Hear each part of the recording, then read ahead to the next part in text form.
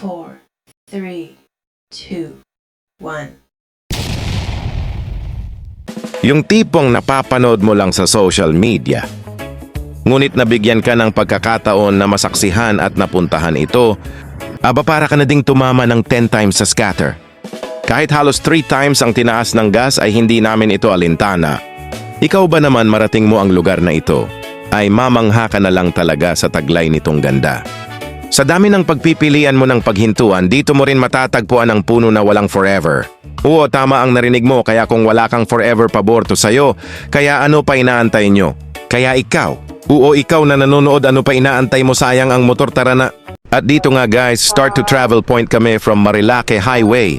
At gaya ng dati, walang tulugan pag may ganitong event rides. Tama narinig nyo guys, wala nang tulugan dahil mahaba-haba nga ang aming tatahaking oras sa paglalakbay. From by land, nabiyahe namin almost 3 hours to 4 hours. At bangka naman halos 5 hours to 6 hours. Kaya guys, watch nyo ang aming adventure tungo sa Jomalig Island getaway trip.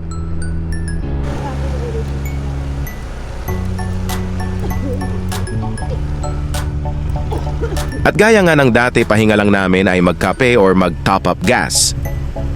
At sa puntong ito, nag-ipon-ipon muna mga tropa dahil ito yung tagpuan namin ng ibang kasama namin.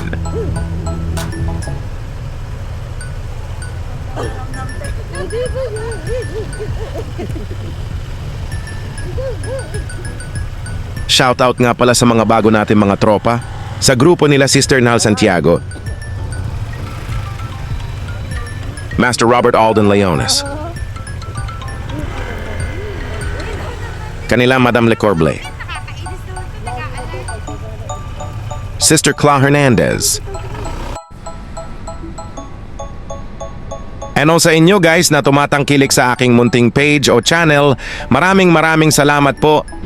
At ito guys, walang habas pong muli ang aming paglalakbay sa madilim na kalsada ng Marilake Road. And then fast forward tayo guys, narating namin ang Port Ungos sa Real po mismo. Yan guys, dito na tayo sa port ng Ungos, Real Quezon. Yan. At sa part na to guys, mag 5 AM na ng umaga narating namin ang Port Ungos sa Real Quezon. At ito daw po ang first trip papunta ng Jomalig Island and need na namin kumuha ng ticket na worth 600 pesos amount each person po. Tama, 600 pesos po, pamasahe sa bangka. And take note guys, bago kayo sumampa sa bangka, kailangan may baon kayo or sapat na pagkain. Kasi nga 6 hours po ang paglalayag sa bangka at wala nang mabilhang pagkain sa bangka. Hey guys, nandito na kayo no? Ito ang sitwasyon ngayon dito sa aming bangka.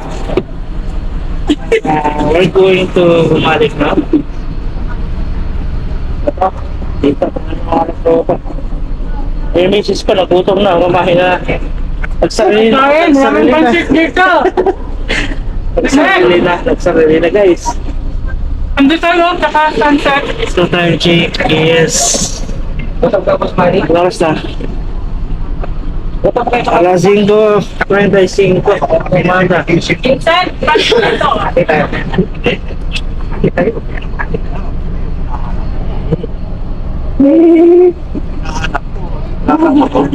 ito? Kaot sa kamote oh. Mga buhay do. Ideal din.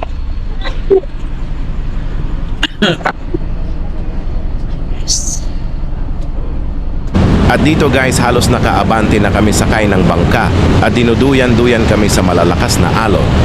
Sa mga mahihiluhin diyan sa biyahe, magbaon na kayo na ng pangontra sa pagkahilo dahil tiyak na mahihilo kayo sa alog ng bangka. Meanwhile, At after 6 hours, halos na paglalakbay guys, ito na narating na namin ang Jomalig Island. Nasarap guys. Grabe ng adventure ang inabot.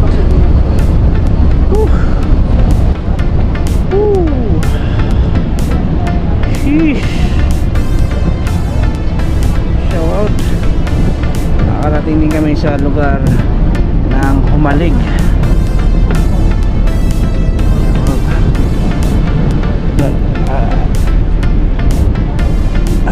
kami ngayon sa Pacific Ocean guys, no? So halos 5 oras kaming nagbiyahe at meron nga dito na susuka at nagsuka na nga. Wow. Shout out guys, shout out. 5 oras, Anli Alon, di ka pa Yeah. susuka. Grabe. At kung malakas ang inyong stamina or loob, subukan nyo ang alon na Anli. Kumbaga sa rides kami Anli banking, dito Anli Alon. At nakikita nyo to guys, oh. Anli na guys, oh. Woo! Right. Parang bus din pala to, no? Di na drive?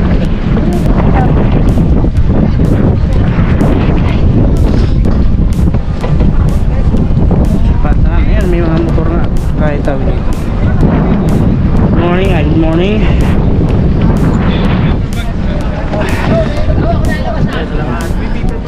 Dahil dito na kami sa Malaysia. At ito nga, nasasya natin yung pagsakay ng mga motor, no? Ayun, ng mga motor. At pwede nga talaga dito. Ha? Wait. Shout out guys. Dito. Yes. Welcome to Homalig. Shout out. Hasan, good morning. Okay, welcome. Nakarating din tayo sa Homalig, ano?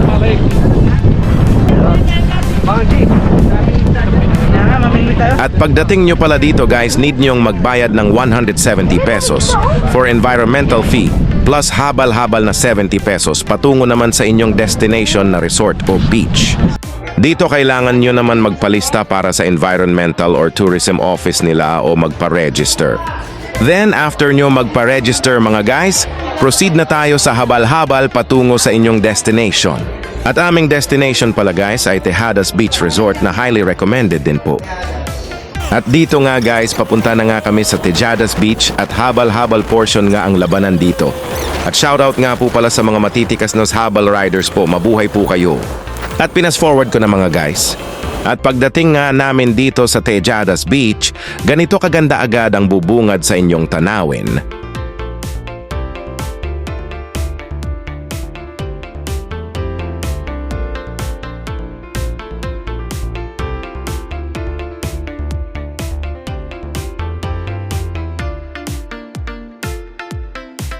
Sa ganda ng lugar guys, speechless kami dahil tahimik at lakas maka good vibes. At dito lang to sa Tejadas Beach ng Jumalig Island.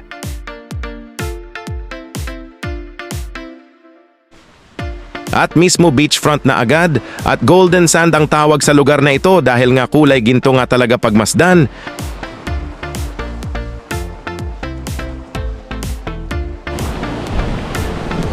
Pagdating sa tubig, guys, crystal clear din datingan.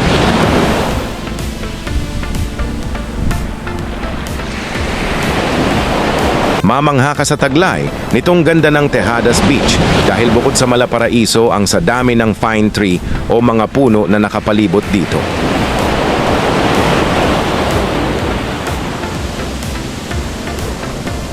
At hindi lang yan guys, madami pa kami area na nilibot gamit ang habal-habal guys. At sa part ng video na ito ay Mala Siargao din ang aming nadanan. At ang first target namin ang lugar ng puno na walang forever na sikat na ding pasyalan at tourist attraction na din ito. Pero kami may forever kami kaya pwede pa rin. Ayan guys, yung puno na wala daw forever. Aray ko! Ang sakit naman nun. Yung puno na walang forever. Yung puno na walang forever.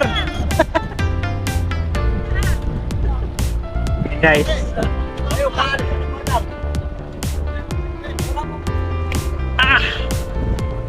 Ayan. Yung puno na walang forever dito na.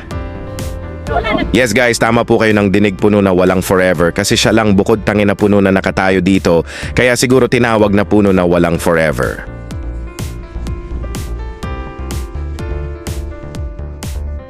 At nang matapos na namin hintuan ang puno na walang forever guys, bakbakan na naman sa kahabaan ng Jomalig area na sa akala mo ay Mala Siargao ang datingan.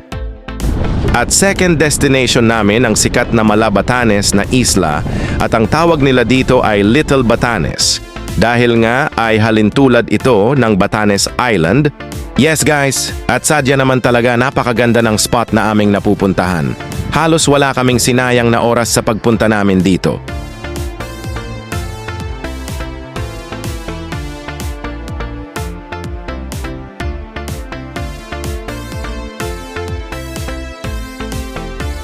At yun guys, next target na ulit kami sa isang isla na tinatawag nila Little Boracay na matatagpuan sa Panama White Beach. Oh guys, andito na kami ngayon sa Little Boracay. Ang ganda guys, oh. Look. Aha! Aha! Aha! Little Boracay. Hello, hello, hello, hello, hello. Hello, hello. Nakarating kami sa Little Boracay. Ang ganda nga guys. Ito yung sinasabi namin na sulitin na. Andito na eh.